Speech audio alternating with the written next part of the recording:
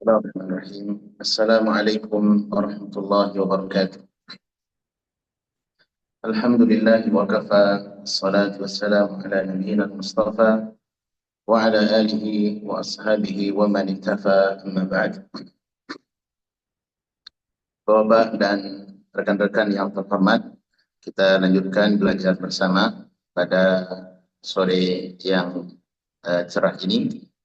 Kita akan mengangkat topik yang terbaru, yaitu ayomi jangan menakut-nakuti. Ayomi jangan menakut-nakuti. Topik ini adalah bahasan lanjutan dari kelas pekan lalu. Pekan lalu kita membahas topik dengan topik apa kemarin bahasanya Pak? Pekan lalu mudahkan jangan dipersulit, untuk meluruskan cara pandang yang keliru dan praktek yang salah di sebahagian masyarakat kita, yaitu kalau mudah, kalau bisa dipersulit, kenapa harus dipermudah? Ternyata agama kita justru datang dengan prinsip yang tadi, itu mudahkan, jangan dipersulit. Adapun topik kali ini adalah topik kedua dari bahasan yang lalu, ayomi dan jangan menakut-nakuti. Tentunya topik ini tidak keluar dari pesan daripada agama, yaitu pesan Al-Quran ataupun pesan yang berasal dari hadis Nabi Sallallahu Alaihi Wasallam. Kita lihat dulu kepada tajuk ayomi jangan menakut-nakuti. Apa makna dan maksud daripada ayomi? Pengayoman teman-teman lebih kepada bimbingan, membimbing, melindungi, memberi edukasi, pendidikan, kemudian memotivasi. Ini lebih kepada kata ayoman, mengayomi. Lebih kepada kata ayomi. Ya. Jadi membina dan memberi penjelasan yang terang sesuai dengan standar dan nilai-nilai kebenaran. Ini disebut dengan apa? Ayoman, mengayomi. Dan yang kedua, jangan menakut-nakuti. Jangan menakut-nakuti. Apa maksudnya jangan menakut-nakuti, teman-teman? Itu jangan memberikan informasi yang tidak benar kepada manusia. Jangan memberikan informasi yang tidak benar kepada manusia. Kenapa, teman-teman? Karena di dalam Islam dilarang kita memberikan rasa takut, menciptakan kecemasan dan kepanikan di tengah kaum muslimin. Baik itu berawal dari pribadi kita secara personal, kemudian beranjak kepada sosial kemasyarakatan. Ini dilarang di dalam Islam. Hal ini beranjak daripada pesan Nabi Sallallahu Alaihi Wasallam. Nabi Sallallahu Alaihi Wasallam pernah berpesan di dalam hadis yang sahih dikeluarkan oleh Imam Abu Dawud di dalam sunan beliau. Coba bagaimana kita dengar pesan Nabi Sallallahu Alaihi Wasallam yang berkaitan dengan topik kita. Nabi Sallallahu Alaihi Wasallam bersabda, la yahillu li muslimin an yurawwi'a muslima. Tidak boleh. Kalau kata la yahil di sini berarti tidak halal. Kalau tidak halal, konotasinya apa, Pak? Haram. Berarti ini adalah larangan yang tegas, larangan yang kencang. Kenapa? Karena ada musibah, petaka dan keburukan efek yang akan ditimbulkan oleh sifat ini jika tidak diperhatikan. Apa kata Nabi SAW? La yahillu li muslim. Tidak halal bagi seorang muslim manapun. Dan ini termasuk saya di sini, Pak. Saya, bapak-bapak, dan seluruh kaum muslimin dan muslimat. Ya, walaupun kata muslim di sini juga mencakup pesannya terhadap kaum muslimat. Tidak halal bagi seorang muslim manapun an yurawwi'a muslimah, menakut-nakuti muslim yang lain. Menakut-nakuti muslim yang lain. Nah, inilah tajuk daripada yang kita angkat berdasarkan pesan dari Nabi Sallallahu Alaihi Wasallam, ayomi dan jangan ditakut-takuti. Perlu kita pahami, teman-teman, kata jangan menakut-nakuti ini berbeda dengan memberi kabar informasi yang memang di sana ada hal yang berbahaya. Hal yang berbahaya. Pertama, apa perbedaannya? Kalau menakut-nakuti, teman-teman, itu dalam bahasa Arab disebut dengan takhawuf. Ini menciptakan informasi yang tidak benar kepada masyarakat sehingga menimbulkan kepanikan, baik secara personal ataupun mujtama, sosial kemasyarakatan. Ini namanya apa Pak? Takhwif, menakut-nakuti. Ya. Adapun yang kedua berupa peringatan, tapi dia sesuai dengan realita, Pak. Ya. Walaupun di sana ada bahaya, maka disebut dalam agama dengan inzar. Apa itu inzar, Pak? Semacam warning. Di sana ada bahaya. Dia memang menciptakan rasa takut, tapi dia sesuai realita bicaranya. Ini namanya apa, Pak? Al-inzar. Nah, perbedaan keduanya sangat signifikan. Perbedaan pertama, kalau takhwif, menakut-nakuti, ini tidak dibangun di atas dasar ilmu, tidak dibangun di atas pengetahuan. Beda halnya dengan inzar. Kalau inzar, Pak, dia memberi peringatan sesuai dengan realita yang akan terjadi. Nah, inilah sebagai tugas Nabi SAW. Belum memberikan peringatan kepada manusia tentang apa? Ada bahaya di depan yang menunggu. Anda melakukan ini, akibatnya ini. Iya, Anda kufur kepada Allah, ancamannya neraka. Anda melakukan riba, azabnya seperti ini. Anda melakukan perbuatan zina, siksanya seperti ini. Informasinya berdasarkan ilmu. Beda dengan takhwif. Kalau takhwif itu tidak. Dia lebih kepada apa? Mereka. Tidak dibangun di atas dasar ilmu. Ini dilarang, titik ini dilarang. Perbedaan pertama. Yang kedua, lebih kepada perbedaannya melihat kepada tujuan, maksud. Kalau takhwif, tujuannya nggak bagus. Dia dia memberikan rasa takut kepada manusia, ada tujuan jelek di depannya. Ya, jangan jangan berjalan ke sana karena di sana ada mara bahaya. Padahal tidak ada. Ya, tujuannya apa, Pak? Tujuannya mungkin ada untung dan laba yang ingin dia dapatkan kalau dia menempuh ke situ. Ya. Beda hanya dengan inzar. Kalau inzar, dia ada maksudnya adalah baik, benar-benar untuk save kepada manusia, menyelamatkan manusia. Sebagaimana peringatan-peringatan yang berlaku di dalam agama kita. Ya, berlaku di dalam agama kita. Kemudian perbedaan yang lain adalah kalau takhwif memberi rasa takut kepada menakuti manusia, ya, itu lebih kepada kepada prasangka, hoax.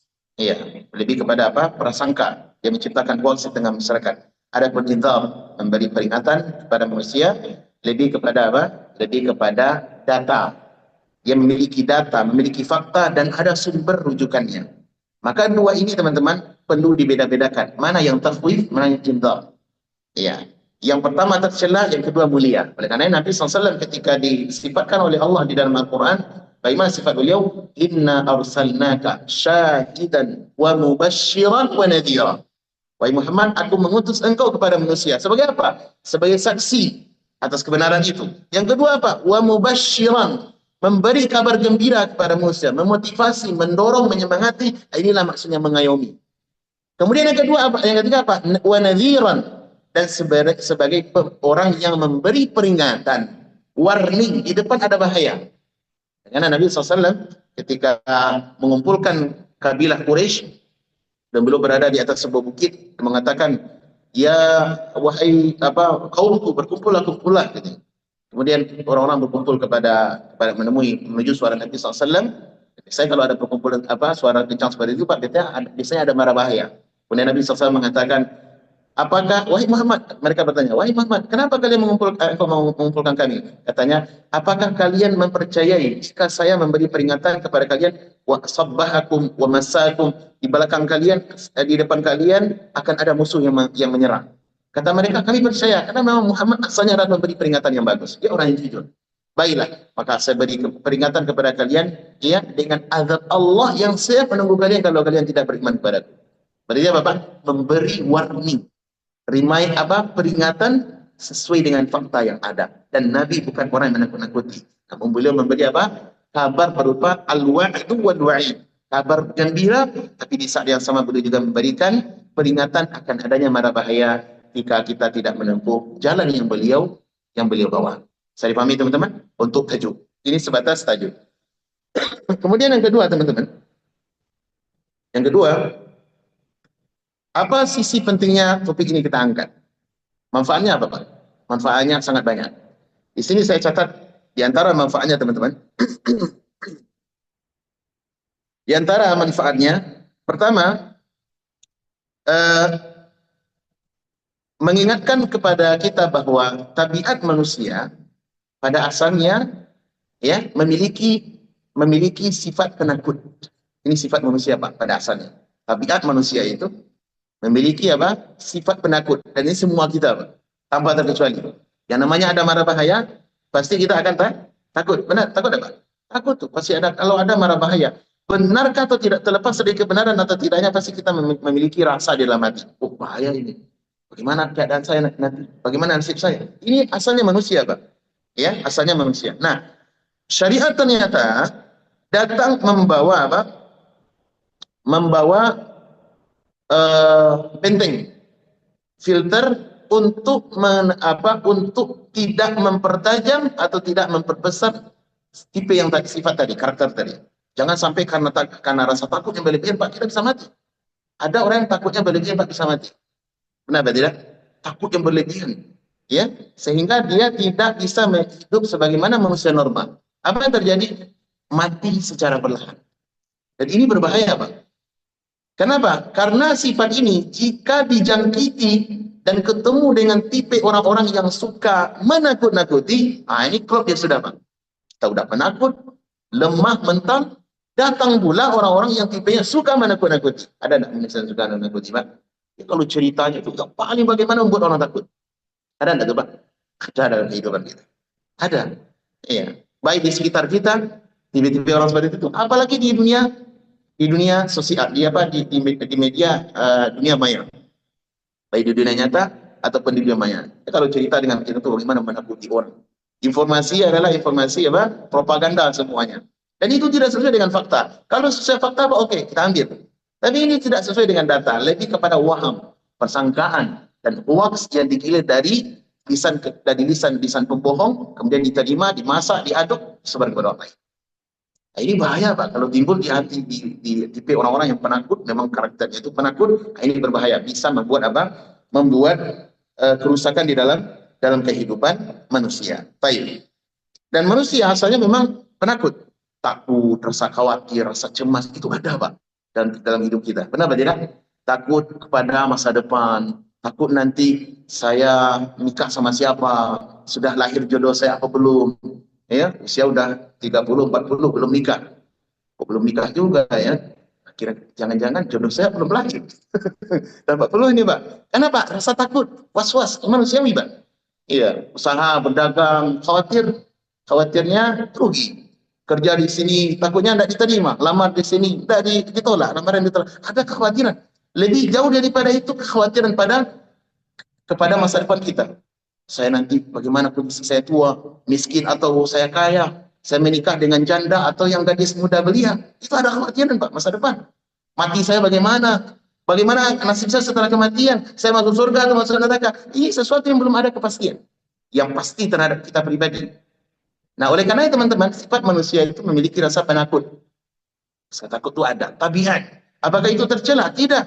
Secara dasar tidak tercela. Nanti yang tercela itu kalau diikuti terus menerus sampai dia tidak bisa hidup secara normal, ini dilarang dalam agama. Tapi kalau tabiat sifatnya takut kepada hewan yang beringas, takut jatuh, takut diserang oleh orang-orang yang jahat, itu normal Pak, dan tidak tercela.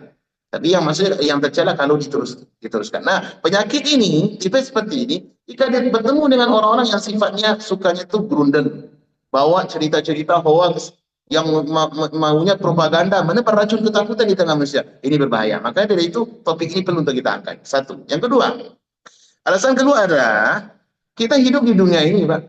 Negeri, planet bumi itu adalah planet yang menakutkan. Menakutkan, Pak, hidup di dunia ini. Dunia ini adalah negeri yang menakutkan.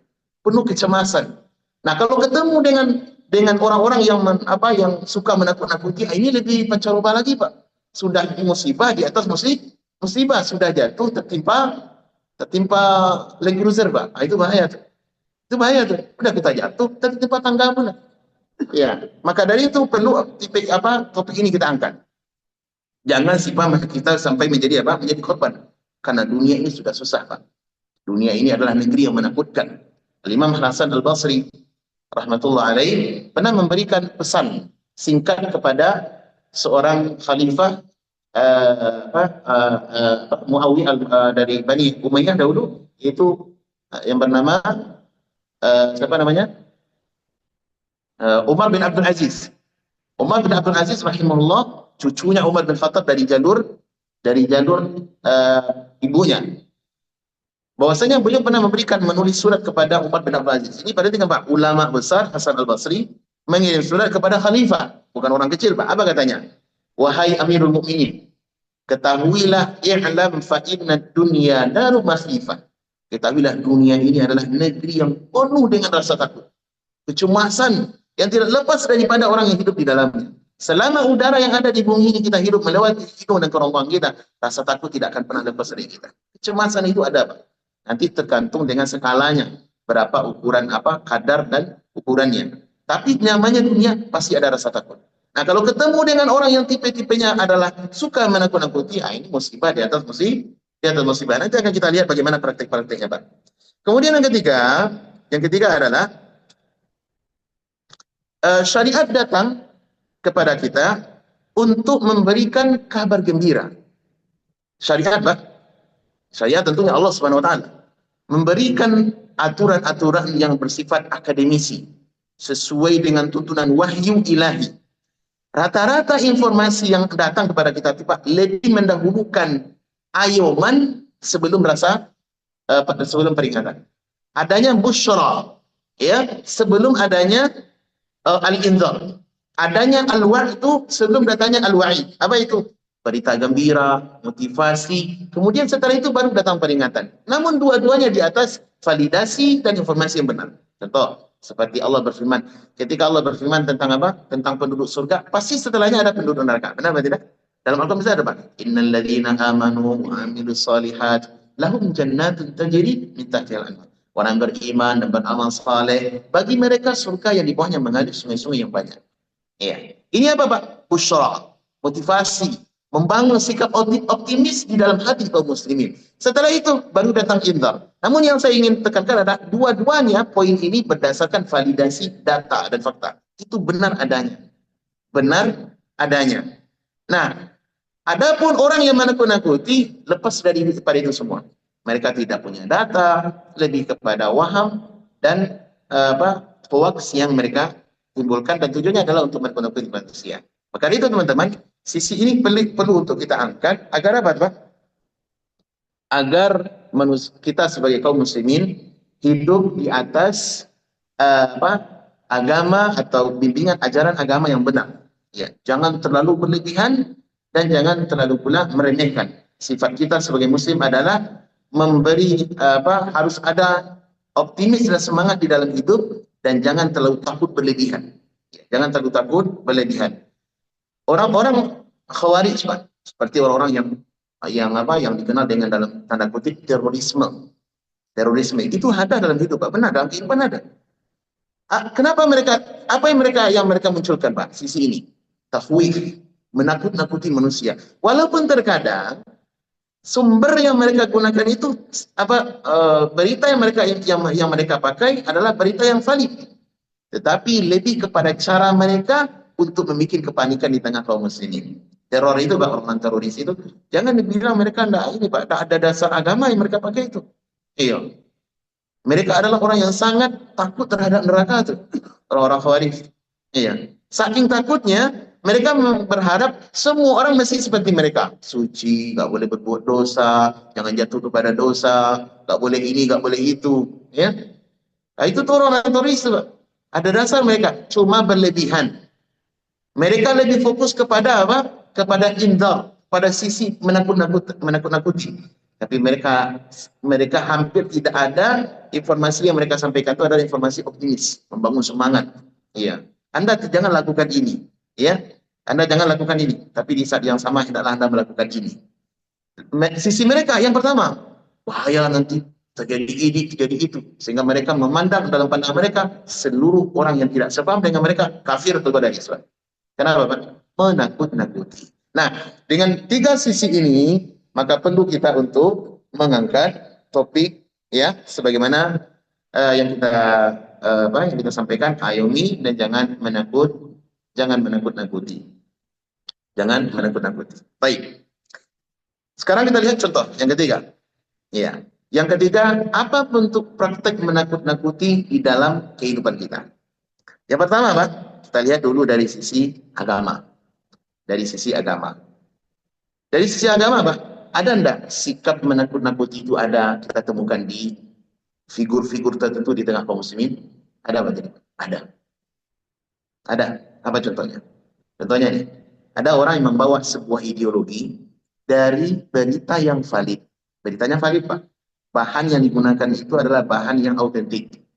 Tapi sayangnya adalah lebih kepada niat yang salah dan acuan ilmu yang tidak benar. Sehingga mereka menimbulkan kepanikan di tengah kaum muslimin. Yang dibawa adalah berita agama. Apa contohnya, Pak? Contohnya adalah seperti orang-orang yang membawa berita tentang hari kiamat. Berita hari kiamat itu valid apa tidak, Pak? Valid, Pak. Semua manusia sepakat. Semua manusia sepakat. Terkhusus kaum muslimin sepakat tentang adanya hari kiamat. Hari kiamat, Pak, dalam framing kita menakutkan apa membahagiakan? Menggembirakan apa menakutkan? Menakutkan, Pak. Hari kiamat itu menakutkan. Iya, datangnya hari kiamat dan itu sebagai cara Allah Subhanahu wa taala untuk membangkitkan, memotivasi nilai keimanan di dalam hati manusia agar apa? Agar mereka paham hidup ini tidak akan selamanya. Pasti semuanya yang ada di alam semesta ini sedang beranjak secara perlahan menuju koordinat kehancuran. Nah, hari kiamat itu menakutkan. Beritanya valid atau tidak? Valid. Banyak Al-Quran dan ayat Al-Quran dan hadis bicara tentang itu. Tapi sayangnya, ada orang yang membawa berita ini digunakan untuk tujuan yang salah. Apa itu? Hari kiamat akan terjadi tanggal 12 bulan 12 tahun 2012. Diberikan apa? Informasi yang salah. Ya. Apa tujuannya, Pak? Menakut-nakuti.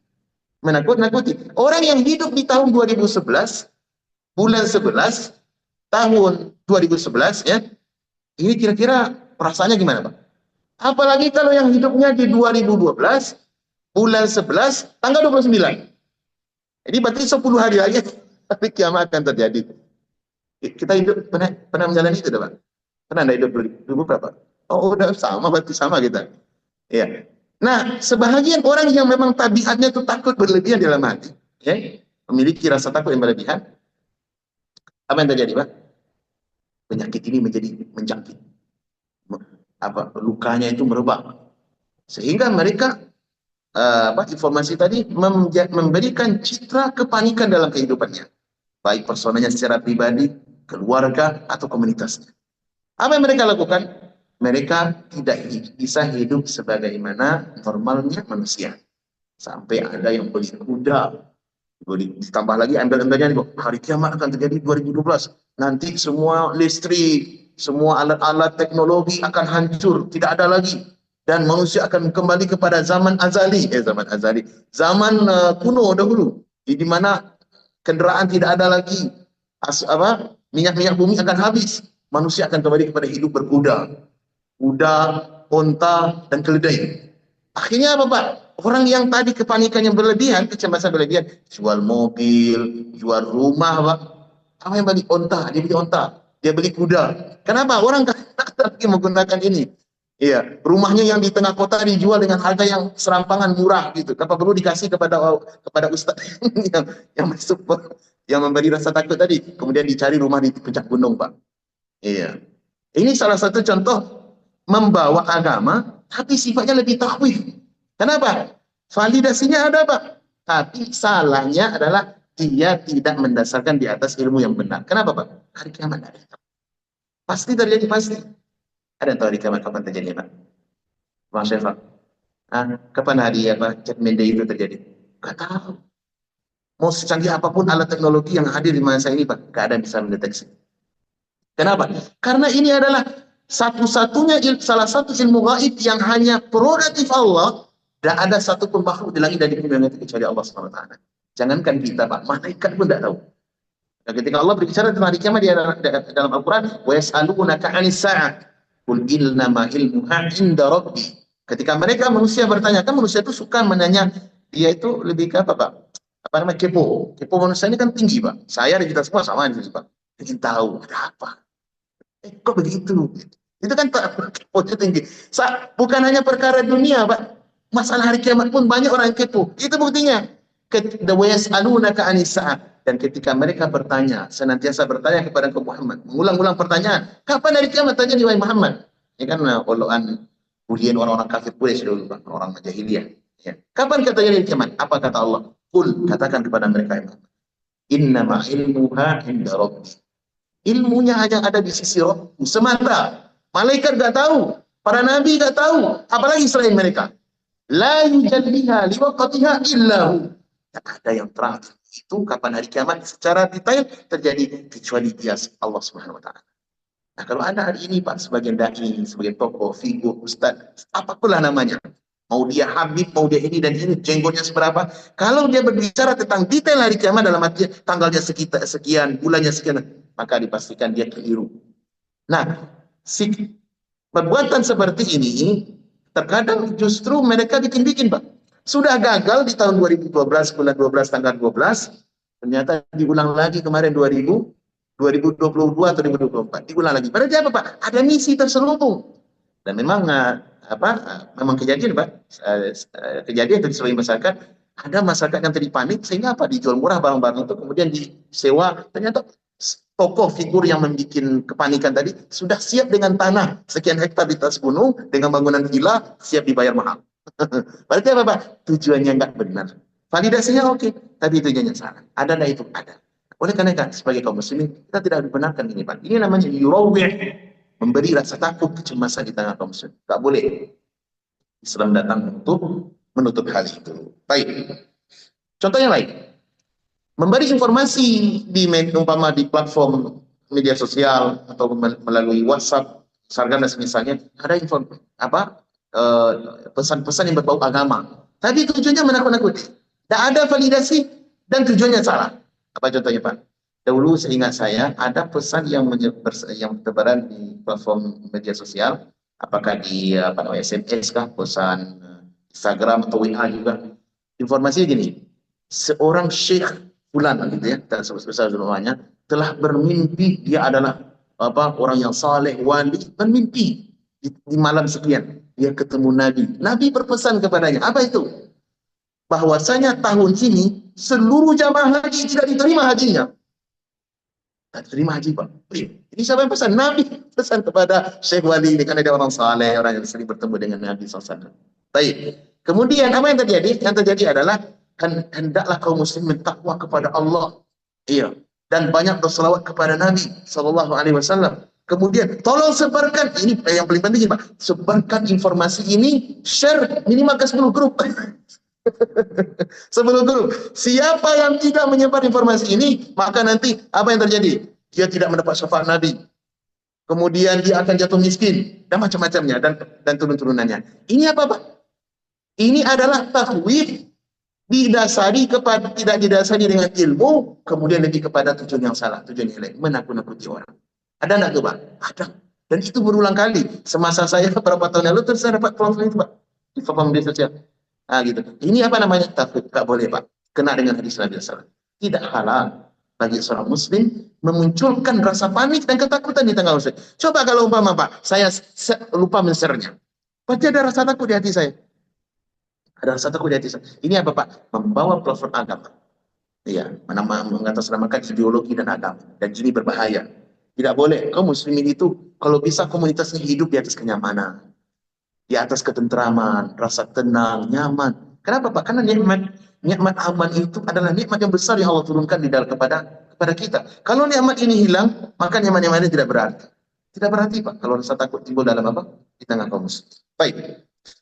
Ini salah satu contoh, teman-teman, dalam urusan apa? Dalam urusan agama, dan banyak tentunya praktek-praktek yang lain. Tapi untuk menyingkat, kita akan masuk kepada poin yang kedua. Dalam urusan dunia, muamalah sosial kemasyarakatan. Ada enggak menakut-nakuti ini dalam praktek menakut-nakuti di tengah kehidupan sosial? Banyak, Pak, banyak sekali. Salah satu contohnya adalah adanya orang-orang yang suka menakut-nakuti manusia dengan apa, Pak? Dengan sikap. Contoh apa? Menghadapkan semacam senjata tajam kepada saudaranya muslim. Tujuannya adalah candaan. Candaan tujuannya, Pak? Nggak benar dia tuh. Dia pengen bercanda aja, pengen bikin kelakaran, bikin menakut-nakuti. Dibawa apa, Pak? Bawa umpama pisau. Pisau benar. Atau semacam senjata tajam lainnya, ya, atau musaddas, pistol, macam-macam. Gitu. Padahal ternyata main. Habis itu dia ketawa-ketawa. Ini boleh enggak, Pak? Enggak boleh. Dan ini bagian daripada sifat menakut-nakuti yang ada di tengah kaum muslimin. Dilarang oleh agama kita. Tujuannya apa, Pak? Menutup pintu kerusakan. Baik. Mari kita simak. Bagaimana pesan Nabi SAW yang begitu beliau sangat sayang kepada kita. Sebagai muslim, beliau sudah, Nabi kita SAW 14 abad yang lalu sudah menutup celah ini. Jangan sampai terjadi perbuatan ini di tengah kehidupan sosial kita. Mari kita simak bagaimana pesan Nabi Sallallahu Alaihi Wasallam di dalam hadis yang dikeluarkan oleh Imam Bukhari dan Muslim. Hadis ini muttafaq alaih. Dari sahabat Abu Hurairah radhiyallahu anhu. Apa pesan Nabi, Pak? Dengarkan baik-baik. Nabi SAW berpesan, La yushiru ahadukum ala akhihi bisilah. Jangan salah seorang kalian menghadapkan kepada saudaranya, menakut-nakuti saudaranya dengan silah. Silah itu artinya apa? Semacam pedang, senjata yang berbahaya. Apakah pedang di sini atau mungkin alat yang canggih masa sekarang, pistolkah, ya? Laser yang berbahaya, bom dan semisalnya, baik itu yang kita kenal ataupun yang belum kita kenal, semuanya masuk ke dalam makna ini. Jangan kalian menakut-nakuti saudara kalian dengan hal yang senjata yang berbahaya, apapun bentuknya. Kenapa kata beliau? Fa innahu la yadri, karena dia tidak tahu. La'alla syaitanu yanzi'u fi yadi. Bisa jadi syaitan mengambil alih kendali, Pak. Syaitan mengambil alih kendali dari tangannya tadi, sehingga ya fataqa'u lahu fi hufratin nar, atau kama qala sallallahu, sehingga dia bisa menjatuhkan dirinya ke dalam lubang neraka jahanam. Apa maksudnya, Pak? Jadi ketika dia mengacungkan, dia membawa senjata, pistol dan semisalnya, macam Khalifah, Syekh Khalifah, nih, gitu. Dia memang acungkan tuh pisau. Memang benar-benar ada isi peluru atau senjata. Baik ada isi atau tidak ada isi. Memang benar-benar dihadapkan gitu. Nah, tujuannya adalah candaan. Tapi bisa jadi apa, Pak? Bisa jadi syaitan mengambil kendali itu tangannya. Sehingga lepas pisau itu atau senjata itu tertekan, langsung meninggal, menyebabkan saudaranya mati. Musibah, Pak. Musibah. Ini bisa menjadikan, kalau membunuh saudara kita, dengan cara seperti tadi, hukumnya haram, dilarang oleh agama, bisa menyebabkan dia masuk dalam neraka. Iya, benar. Berarti apa, Pak? Nabi SAW sudah menutup celah. Jangan kita menjadi personal yang menakut-nakuti. Tapi jadilah dengan orang yang memberikan kenyamanan, kebaikan, ketenteraman kepada saudara kaum muslimin. Dan ini bukannya kaum muslimin, kepada orang non-muslim sekalipun. Non-muslim sekalipun kita bersikap seperti itu. Inilah muslim. Best muslim ya. Muslim level up, ini dia. Berusaha untuk menciptakan ketenangan. Bukan justru menakut-nakuti. Nah, praktek seperti ini ada apa? Ada. Ada banyak di tengah kaum muslimin. Apalagi di abad sekarang, abad milenium ini. Anak-anak muda Gen Z. Ini banyak suka sekali, Pak, dengan praktek seperti ini. Yang mereka kenal dengan istilah prank. Prank, apa? Prank. Ini Bang Syefar, beliau ahli gramatikal bahasa Inggris ini. Lulusan Australia ya. Nah, ini beliau pakar prank, bukan perang ya, Pak ya. Apa itu prank, Bang Syefar? Joking. Kayak joking. Dia candaan, Pak. Bercanda, tapi justru merusak. Nah, ini adalah tipe yang tidak, perangai yang tidak boleh terjadi dalam Islam. Boleh tidak bercanda, Pak? Boleh. Boleh canda, Bang Fuzan? Boleh, joki boleh, tak masalah. Tapi ingat, candaan yang sehat dan benar. Nabi SAW bercanda dengan para sahabat. Kenapa? Hidup ini kalau terlalu kaku, berat juga, Pak. Benar tidak, Pak Ikram? Berat nggak hidup ini, Pak? Bahkan lalu kita sudah tanya, hidup ini susah apa mudah? Ada yang bilang mudah. Tidak, salah itu. Susah hidup ini. Allah sudah katakan dalam Al-Quran.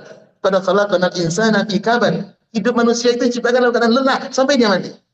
Masa masuk dipersulit juga, sudah sulit hidup ini. Demikian pula, ya. Tak boleh kita menakut-nakuti. Nah, bercanda boleh enggak? Boleh, Pak. Karena kalau terlalu kaku hidup ini berat. Nabi SAW bercanda dengan para sahabat. Sahabat tidak ada pernah melempar semangka kepada sahabat yang lain. Tujuannya apa, Pak? Ingin menciptakan tawa dan canda di tengah masyarakat, di tengah komunitas. Nabi SAW pernah bercanda dengan nenek tua. Wahai nenek, apakah kau, nenek tua bertanya, wahai Rasulullah, apakah saya masuk surga? Ini tuan ada masuk surga, Nek. Nah gitu. Kemudian nenek itu berpaling, dan dia nangis. Kemudian Nabi panggil nenek itu. Maksud saya, tidak ada orang tua, orang penduduk surga itu yang masuk surganya dalam kondisi tua. Kondisinya segar. Iya, atraba, anak-anak muda belia. Berarti nenek ini akan akan dimodifikasi nanti oleh Allah dengan visi yang bagus, baru dia berbahagia. Canda, Pak. Sampai Nabi SAW pernah ditanya, wahai Rasul, apakah kau juga bercanda? Nah, kata Nabi SAW, saya juga bercanda. Walakin ma kharaja min fiyya ilal haqq. Kecuali tidak keluar dari mulut saya kecuali kebenaran. Nabi tidak menciptakan canda yang tidak sehat, Pak. Tapi ingat, tidak boleh candanya prank. Canda yang membuat joki, ketawa-ketawa, membawa ini senjata tajam. Ada yang bawa dengan ini, Pak. Dengan apa namanya? Ada orang mencandai temannya membawa anjing. Mohon maaf ya. Anjing galak. Dia bawa anjing, kemudian dia dikejar gitu. Ada yang apa? Kalau sekarang nih, tren zaman sekarang, bawa mobil Camry atau mobil Land Cruiser kan besar tuh. Mobil kita kecil belakang. Wah, ini kayaknya Andrian nih. Jadi lebih kecil baru bisa. Kemudian dikucok, kasih apa? Dim apa namanya? Dim-dim itu, lampu-lampu kencang itu kan, dimepetin. Kemudian satu direm dengan kencang. Takut kan pasal ke sebelah. Kemudian ada dibuka jendela. Halo gitu. Ini cara bentuk daripada prank yang diramah agama. Termasuk kepada tadi itu. La yushiru ahadukum ila akhi bisilah.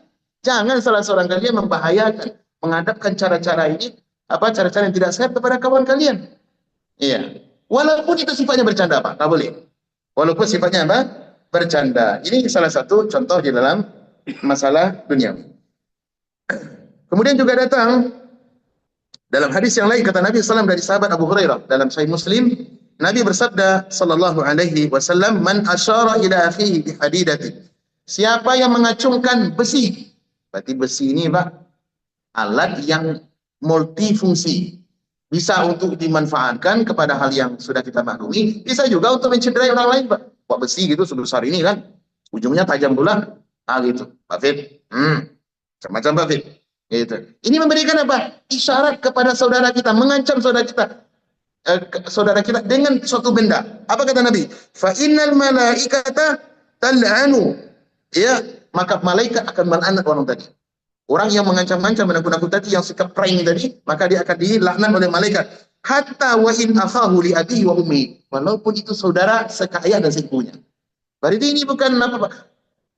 Walaupun saudara ayah kita, ini kan orang paling close dengan kita. Adik kita, kakak kita. Boleh tidak, Pak? Tak boleh, Pak. Nah, ini perlu diingatkan pada anak-anak kita. Saya di kita semua bertanya dalam ini. Ingatkan adik anak-anak kita. Tanamkan adab ini. Jangan menakut-nakuti kakakmu, nak. Jangan menakut-nakuti adikmu, nak. Iya, kadang pulang dari luar, taruh mungkin main-main ya, Pak ya. Taruh balon berisi air di atas pintu. Kemudian ketika balon itu pintu dibuka, maka dia terjepit sehingga membuat air di balon tadi jatuh. Tiba dia, Pak. Kemudian dia itu. Boleh nggak, Pak? Boleh, haram, Pak, hukumnya. Pulang sekolah buka pintu, assalamualaikum, gitu. Nggak boleh, Pak. Menakut-nakuti itu, prank nggak boleh. Islam melarang. Kata Nabi SAW, wa in akhahu li abi wa ummi. Walaupun itu adalah saudara saya dan seibunya. Kalau saudara saya dan seibunya mungkin peluang memaafkan dan dimaafkan lebih besar, bagaimana dengan orang yang tak sayang seibu? Saudara muslim yang lain. Tak boleh, Pak. Ini lebih ditutup lagi dalam Islam. Dan karena teman-teman sikap prank ini tidak dibenarkan dalam agama kita. Kawan-kawan, anak-anak yang teman-teman yang masih kuliah, ini kan akan bertemu dengan sikap-sikap seperti ini. Hendaklah kita tutup celah ke sana. Tak boleh, Pak. Diharamkan di dalam apa? Di dalam syariat kita. Baik. Kemudian contoh yang lain dalam muamalah dunia, menyimpan, mengambil barang teman kita, baik serius atau tidak. Tujuannya apa? Nakut-nakuti. Contoh, keluar masjid, nggak ketemu sendalnya, Pak. Karena sendalnya beli di Melbourne, Australia gitu. Mahal, Pak. Sampai di sini soalnya sendalnya karena pengen canda dengan beliau, saya simpan sendalnya di kotak yang lain gitu kan. Tujuannya apa, Pak? Candaan saja, biar nanti biar timbul kehangatan. Boleh nggak tuh, Pak? Tak boleh. Kenapa? Nabi SAW juga bilang, ini bagian daripada prank. Apa dia lagi? Canda, Pak, canda. Tadi nggak boleh. Kita simak. Bagaimana kata Nabi SAW? La ya'khudhu ahadukum mata'a akhihi la'iban wala jaddan. Tidak halal, tidak boleh salah seorang muslim menyimpan atau menyembunyikan barang berharga milik saudaranya. Baik itu la'iban, main-main, tujuannya candaan atau main-main, au jaddan, ataupun serius. Kalau serius, nyolong namanya, curi namanya. Canda saja nggak boleh, apalagi mencuri. Tapi maksudnya isyarat ini adalah praktik yang sering kita temukan di tengah kaum muslimin. Sebahagian kaum muslimin, terutama anak-anak muda kita, mereka tidak perhatian ini, Pak. Dia ingin menunjukkan canda, tawa, kehangatan, ya. Tapi justru caranya salah. Baik. Dalam rumah tangga, ada apa? Ada apa? Cara menakut-nakuti sang pemimpin yang diktator. Diktator keras sekali pula. Maksudnya pemimpin yang maksudnya suami yang tidak berapa, maksudnya tidak beradab. Dia suka memberikan takwil kepada istri dan anak-anak. Contoh apa, Pak? Kalau nggak patuh, ya, nggak apa, maksudnya nggak patuh ke saya, nanti saya kawin lagi. Tuh, kawin lagi, saya kawin kedua. Ini gimana, Pak? Sikap apa ini? Sikap menakut-nakuti. Terkadang keinginan istri bertabrakan dengan keinginan kita. Terlepas kita mampu atau tidak. Cara untuk menstop keinginan istri, Bang, saya memilih ini, Bang. Sebenarnya permintaan itu masih dalam taraf yang ditolerir dalam agama. Ya kan? Karena melihat suaminya mampu. Tapi karena suami tadi pelit atau apa, ada takhwif. Bikin cita rasa di dalam rumah tangga yang memilih takut istri. Kita minta banyak, nanti saya kawin lagi yang kedua. Itu kenapa? Dia ini tidak sukses menjadi istri yang baik, menjadi istri yang baik. Demikian pula kepada anak-anak. Sikap seperti ini, teman-teman, termasuk takwif, dilarang dalam syariat. Kita sebagai muslim, Pak, terutama suami dalam rumah tangga, berusaha menjadi suami yang mengayomi, menciptakan rasa tenang, kenyamanan kepada istri. Jangan ditakut-takuti. Kalau mau poligami aja, Pak. Tapi jangan dijadikan senjata. Yang bahaya itu apa? Menjadikan senjata. Dijadikan senjata untuk menstop keinginan istri. Karena masih tahap yang ditolerir. Ya. Nah, ini tidak boleh di dalam apa? Di dalam syariat. Ya. Contoh lagi dalam rumah tangga masih aspek itu, wilayah itu. Seseorang berusaha untuk apa? Untuk apa? Menakut-nakuti anak yang ingin menikah. Pak, saya ingin menikah. Karena usia saya sudah cukup. Saya lihat, insya Allah saya bisa bertanggung jawab. Boleh menikah sekarang. Apa dulu orang tua, maksudnya layani dulu orang tua, nafkahi dulu orang tua sampai orang tua sukses gitu kan. Nah, kemudian ditakut-takuti dengan cara apa? Menikah di usia segini, ini nanti apa? Rumah tangga tuh berat. Rumah tangga tuh susah. Itu mau mengasih nafkah anak orang, anak yang rebel dan semacam. Ini takwif, enggak boleh dalam syariat. Yang boleh adalah edukasi, pendidikan. Diberikan pendidikan, diarahkan dengan ayoman yang benar.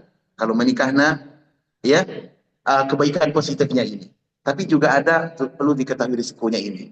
Itu boleh, Pak, secara edukasi.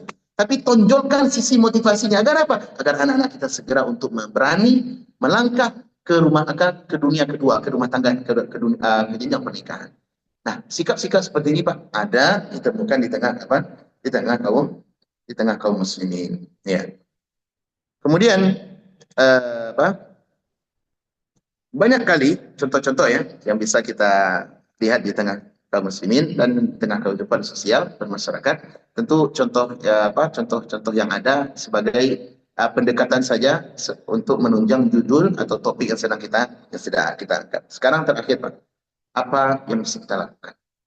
Jalan keluarnya apa? Karena ini penyakit yang tidak akan lepas dari kehidupan kita. Pasti ada, Pak. Salah satu daripada poin yang kita sebutkan tadi pasti akan kita temukan. Ya, pasti akan kita temukan. Nah, apa yang bisa kita lakukan, Pak? Pertama, perlu edukasi. Perlu apa, Pak? Edukasi. Pendidikan, pencerahan, adanya suduhan-suduhan agama.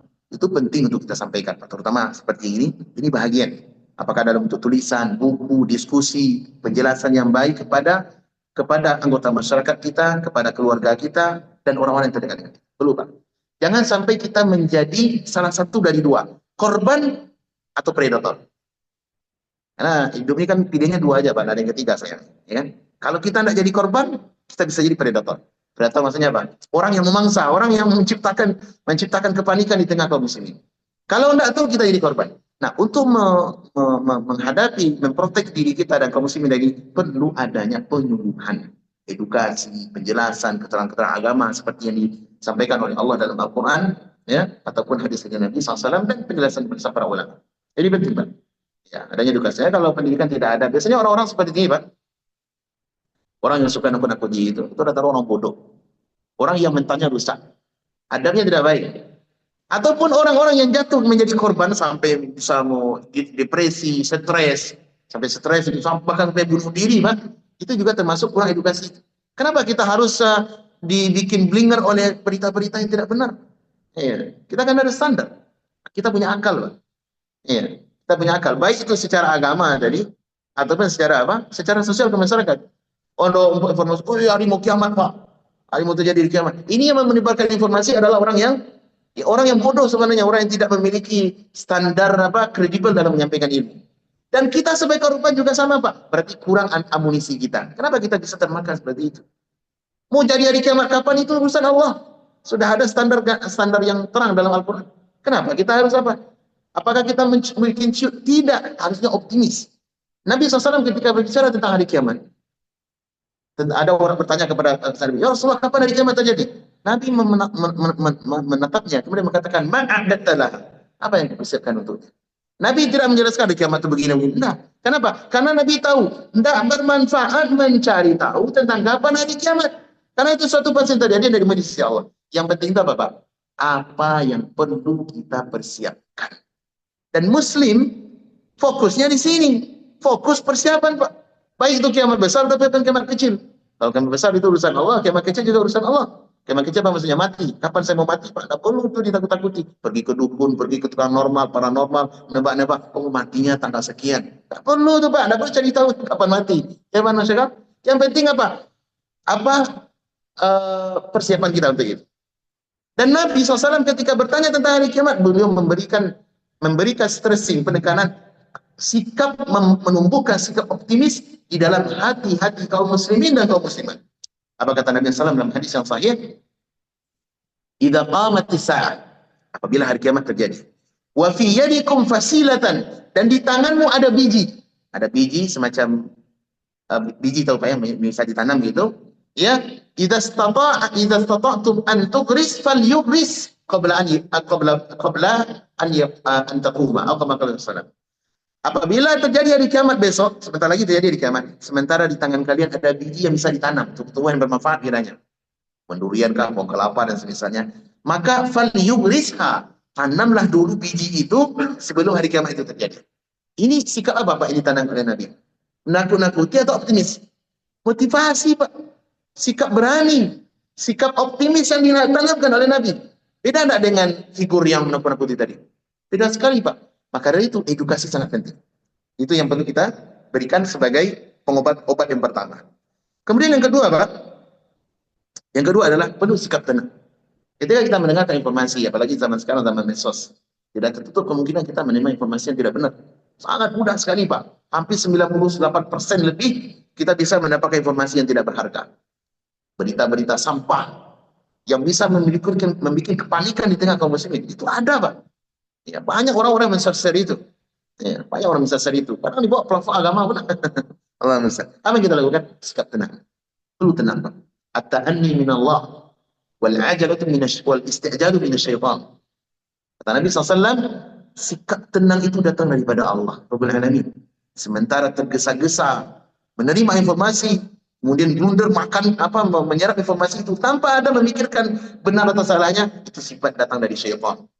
Makanya orang yang suka menakut-nakuti ini sebenarnya syaitan ini, Pak. Syaitan berwajah manusia. Kata Allah dalam surah Al-Imran, innama dzalikum syaitanu yukhawifu awliya. Itu adalah syaitan yang suka menakut-nakuti kaum muslimin, menakuti orang lain dengan adanya dengan penolong-penolongnya. Ayat ini berbicara tentang sikap kaum musyrikin ketika terjadi perang Uhud dahulu, kemudian terjadi perang Badar As-Sughra di fase Madinah. Siapa ini pelakonnya, gangsternya? Abu Sufyan.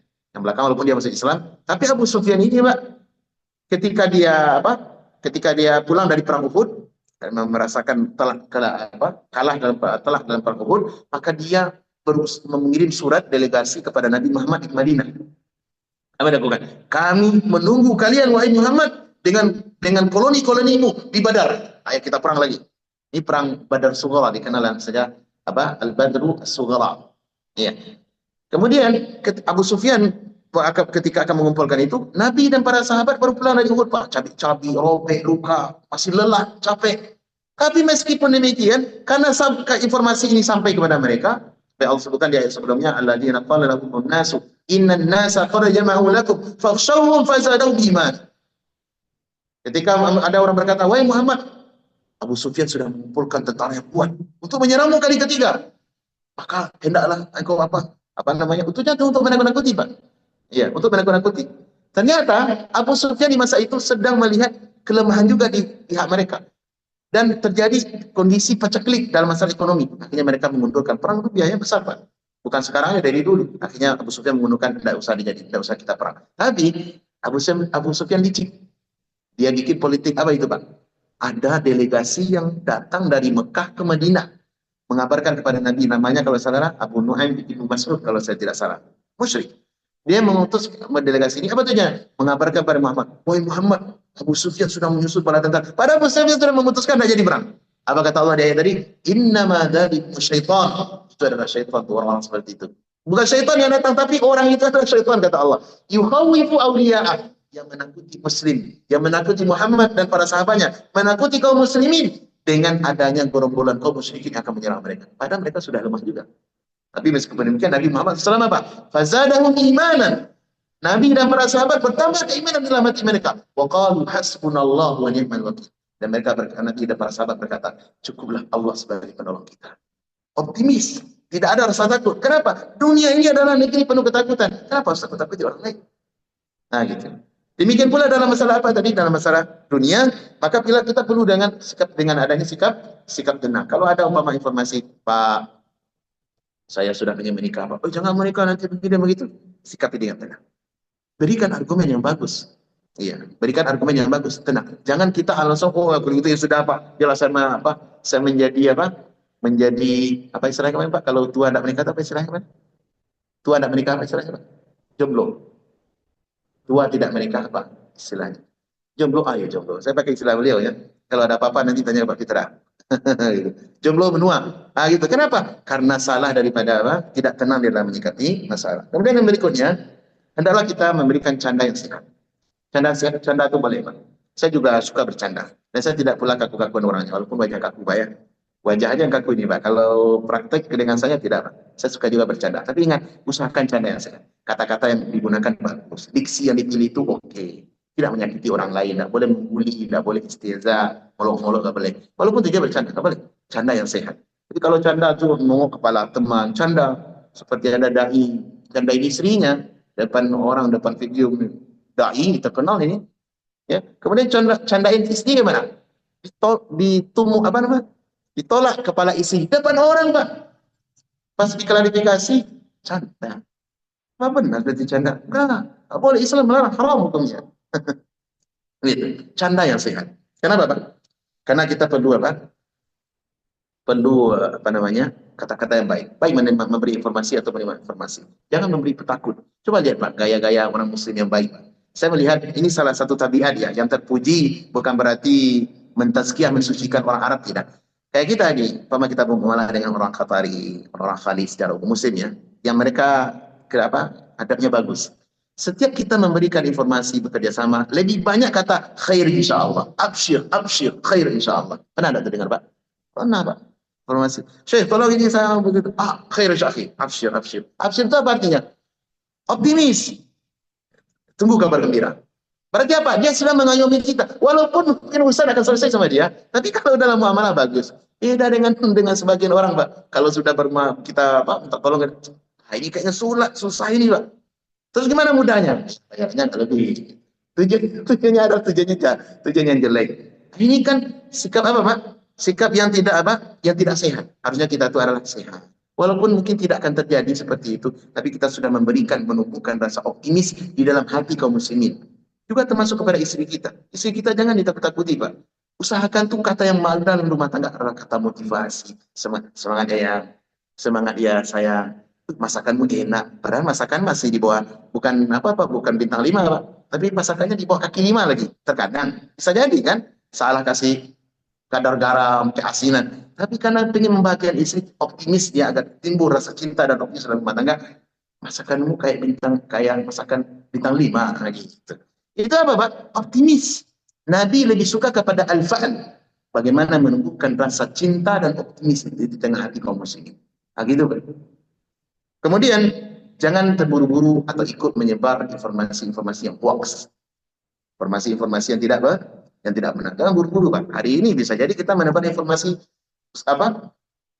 dusta hanya dengan modal ujung jari. Yang bikin kan bukan saya, Pak Ustaz. Ya, bukan Bapak yang bikin. Bukan Bapak. Tapi kan prokes itu sampai ke HP Bapak. Karena tanpa cross check, nggak ada cek dan diceknya, langsung kepada guru. Guru nanti nge-share lagi. Dalam 1 menit, Pak, bisa sampai ke seluruh saya taruh sesumber informasi. Sampai ke Australia, ke Amerika, sampai ke Arab Saudi. Kenapa? Salah dalam terburu-buru dalam menyebar hoax. Karena itu pikir dulu, Pak.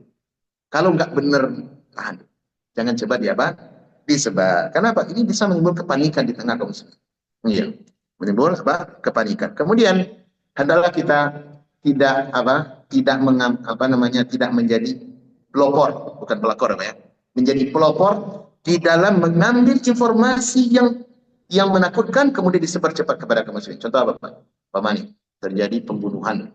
Itu kan rasa takut, Pak. Rampok atau semisalnya. Kemudian atau umpama terjadi yang lebih dekatnya dengan kita, umpama terjadi kecelakaan lalu lintas. Itu kan rasa takut, tuh, Pak. Meninggal berdarah-darah. Langsung kita ambil video, video gitu kan, durasinya berapa. Kemudian kita share di platform media sosial kita, WA, Facebook dan semisalnya. Telah terjadi di insiden kecelakaan lalu lintas di sini, meninggal ini videonya. Dia tujuannya apa, Pak? Ingin eksis. Ingin menunjukkan, saya adalah orang yang pertama mengakses pertama sekali, bangga dengan kepertamaannya. Memviralkan informasi yang terjadi di sana, yang nanti pada ujungnya mungkin banyak yang akan like atau melihat. Bangga, ini nggak boleh, Pak. Kita harus ada Harus ada sikap sikap ketenangan. Itu musibah. Kalau Allah sudah terjadi, maka kita bersikap tenang. Mudah-mudahan Allah selamatkan kita dari apa yang menimpa mereka, dan setelah itu doakan saudara kita tadi. Apa yang bisa kita tolong, kita tolong. Jangan sibuk merekam dan semisalnya. Dan ini sangat berbahaya. Pembunuhan, pembantaian itu terjadi di mana-mana. Cuma beda nanti security masing-masing negara berbeda. Kalau di Qatar, alhamdulillah security kuat, Pak. Saya lihat. Beda dengan negara kita di Indonesia atau misalnya itu jadi jadi market ini, Pak. Informasi-informasi seperti ini. Cobalah media sosial kita. Apa saja, kentut, mulai dari kentut, Pak, sampai kepada pembunuhan, itu diakses semuanya. Bangga kalau dapat informasi tadi. Padahal itu menakutkan.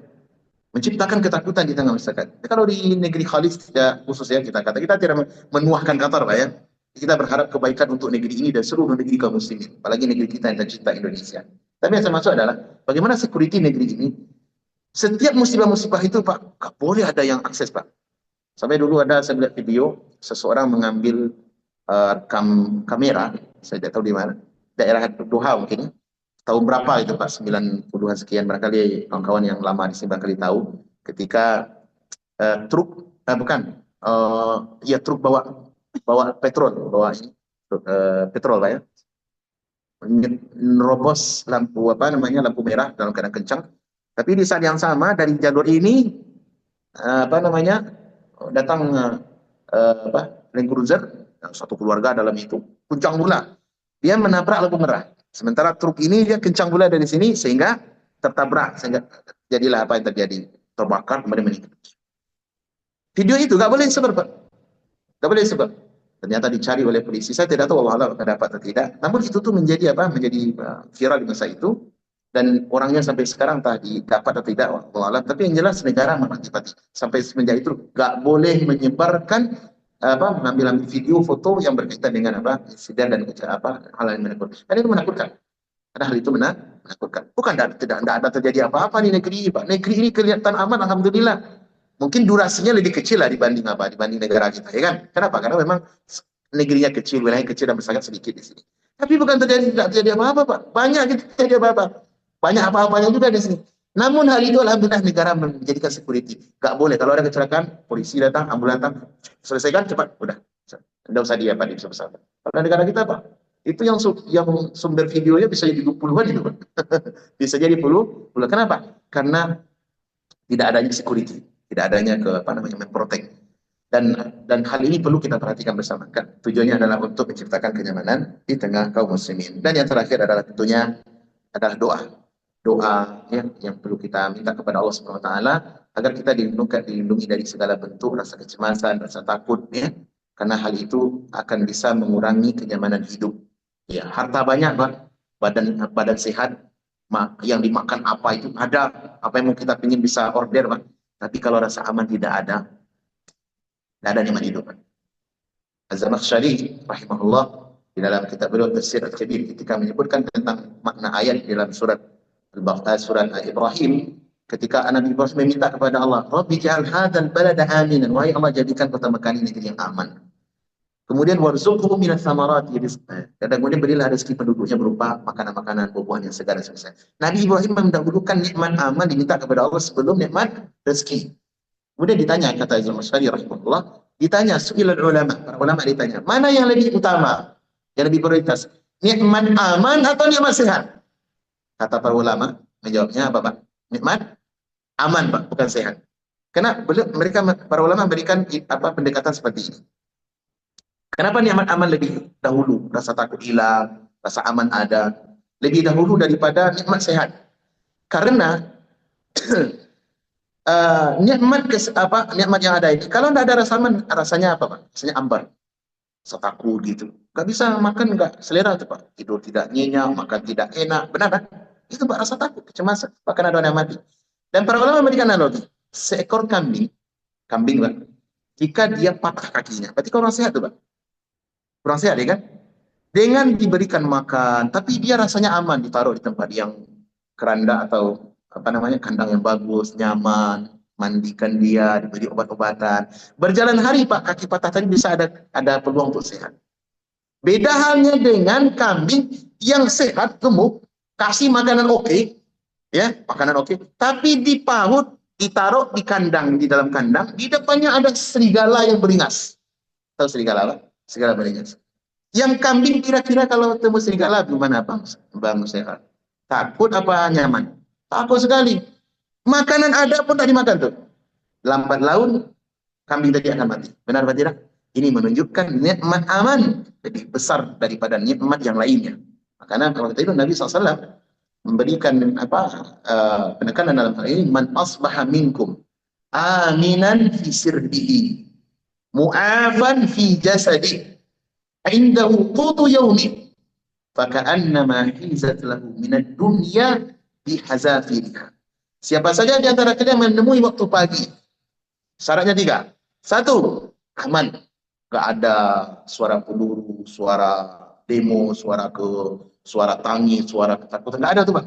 Yang kedua, dia mu'afan fi jasadi, badannya sehat. Berarti Nabi mendahulukan apa Pak? Aman baru sehat. Setelah itu, wa indahu qutu yaumi, dia punya bekal makanan, walaupun untuk hanya hari itu saja, untuk 1 hari. Faka'annama hizat lahu minad dunya bihazafiriha. Seakan-akan dia memiliki dunia segalanya. Seakan-akan dia dengan emir, dengan orang terkaya di dunia sama. Tidak ada bedanya. Kalau dia punya 3 poin tadi. Berarti apa? Nikmat aman adalah nikmat yang sangat besar. Dan segala upaya yang mengurangi, bahkan menghilangkan nikmat aman itu, ditutup oleh agama. Tidak boleh dilakukan. Kenapa Pak? Agar mujtama, sosial masyarakat dan kaum muslimin hidup di atas kenormalan.